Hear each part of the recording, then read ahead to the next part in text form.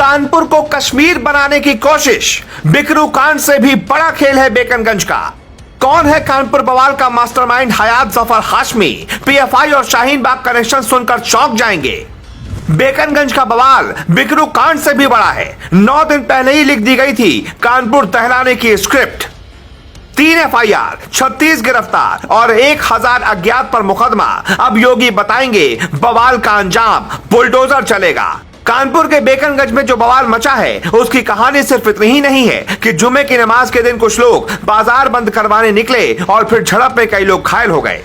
Police ने कई बवालियों को गिरफ्तार किया है, बल्कि इसकी कहानी इतनी बड़ी है कि आपको बिकरू कांड भी छोटा नजर आएगा। बिकरू से करीब 40 किलोमीटर दूर बेकनगंज पड़ता है, जहां के कुछ पत्थरबाजों ने कानपुर को कश्मीर बनाने की साजिश रची। मौके पर पुलिस पहुंची तो उस पर भी हमला कर दिया, लेकिन योगी राज में पुलिस किसी से नहीं डरती। 5 घंटे में पुलिस ने ऐसा कंट्रोल किया कि कोई भी बवाली सड़क पर फिर नहीं दिखा। जो भी दिखा उसे या तो पुलिस उठा ले गई या फिर वो खुद भाग गया। अब तक 3 एफआईआर दर्ज हुई हैं, 36 लोग गिरफ्तार हुए हैं और 1000 अज्ञात लोगों के खिलाफ केस दर्ज हो चुका है। पुलिस बुलडोजर चलाने की भी तैयारी में है। कानपुर पुलिस कमिश्नर विजय सिंह मीणा ने जानकारी दी है कि कानपुर हिंसा के एक आरोपी को चिन्हित करके उसके खिलाफ कार्रवाई की जा रही है। आरोपियों पर गैंगस्टर एक्ट के तहत कार्रवाई हो रही है। इसके साथ ही उनकी संपत्ति पर बुलडोजर चलेगा।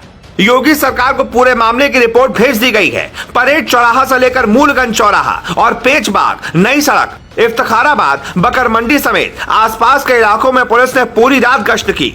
इसकी साजिश 9 दिन पहले यानी कि 26 मई से ही रची जाने लगी थी। ये वो दिन था जब योगी आदित्यनाथ विधानसभा में यूपी के विकास का बजट पेश कर रहे थे और इधर बीजेपी की एक प्रवक्ता नूपुर शर्मा टीवी डिबेट में बैठकर कथित तौर पर पैगंबर मोहम्मद के खिलाफ टिप्पणी कर बैठी। ये वीडियो जैसे ही वायरल हुआ उसके दूसरे ही दिन हयात जफर हाशमी ने मुस्लिम समाज के कुछ लोगों की बैठक बुला ली। हयात जफर हाशमी MMA जौहर फैंस एसोसिएशन का अध्यक्ष है, जो खुद को समाज सेवी के तौर पर दिखाता है, लेकिन उसके दिल में नफरत की आग इतनी है कि उसने सीधा बाजार बंद का ऐलान कर दिया। कानपुर को दहलाने की साजिश यहीं से शुरू हुई। 27 मई को नूपुर शर्मा के खिलाफ पोस्टर लगे और 28 मई को हयात जफर ने जेल भरो आंदोलन का आह्वान कर दिया, जिसका समर्थन करने के लिए 30 मई को फिर बैठक बुलाई गई। जब हयात जफर को लगा कि अब मामला गर्म हो चुका है तो उसने कहा कि 5 जून तक बंद और जेल भरो आंदोलन दोनों टाल दो, लेकिन वो जानता था कि एक बार जब नफरत की हवा फैल जाती है तो उसे प्यार में नहीं बदला जा सकता। जैसे ही 3 जून को जुम्मे की नमाज पढ़ने के लिए लोग यतीमखाना मस्जिद के बाहर इकट्ठा हुए, मस्जिदों से ऐलान हुआ कि पैगंबर मोहम्मद के खिलाफ ऐसी टिप्पणी बर्दाश्त नहीं की जाएगी। लोग प्रदर्शन करना चाह रहे थे, लेकिन पुलिस ने अनुमति नहीं दी तो सीधा सड़कों पर उतर आए और वहीं से प्लानिंग शुरू हो गई। कुछ लोग दुकान बंद करवा रहे थे तो कुछ लोग बवाल बढ़ा रहे थे। जिन लोगों ने दुकान बंद करने से मना किया उनके साथ मारपीट हुई, जबरन दुकानें बंद करवाई गईं और जब पुलिस पहुंची तो सकरी गलियों में घुसकर लोग पुलिस को निशाना बनाने लगे। शुरू में तो पुलिस समझ ही नहीं पाई कि पत्थर आ कहां से रहे हैं, लेकिन फिर 12 थानों की पुलिस और जिले के DM, SP सबने मोर्चा संभाला तो 5 घंटे में कई बवाली पकड़े गए और कई भाग गए, जिनकी तलाश अब भी पुलिस कर रही है। उसी में से एक है हयात जफर हाशमी।